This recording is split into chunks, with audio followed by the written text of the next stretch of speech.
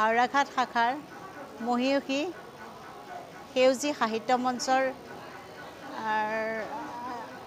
অধীনত গুৱাহাটীৰ GNRCৰ হস্পিটেলৰ পৰা আমি বিনামূলীয়া এটি শিবিৰ অনুষ্ঠিত কৰিছোঁ। এই শিবিৰটোত সকলোৱে আমাৰ ৰাইজসকলে বিনামূলীয়াকৈ সুবিধা পাওক বুলি আমি অপ্ৰাণ চেষ্টা কৰি গোটেই মানুহখিনিক একগোট কৰিছোঁ। তাৰ পৰা আমাৰ বিশেষজ্ঞ আহিছে, মেডিচিন বিশেষজ্ঞ আহিছে আৰু কিডনী বিশেষজ্ঞ আহিছে।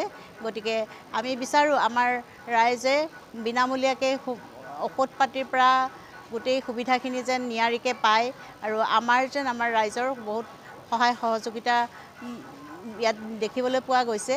গতিকে গোটেইখিনি যেন ভাল হয়, গোটেইখিনি আমি দিনটো ভালকৈ পৰিচালনা কৰিব পাৰোঁ আৰু যিমানখিনি পাৰোঁ আমি আশা কৰিছোঁ 200ৰো অধিক আমি ৰোগী পাম বুলি, কিন্তু বৰ্তমান বহুতখিনিয়ে গৈ আছে।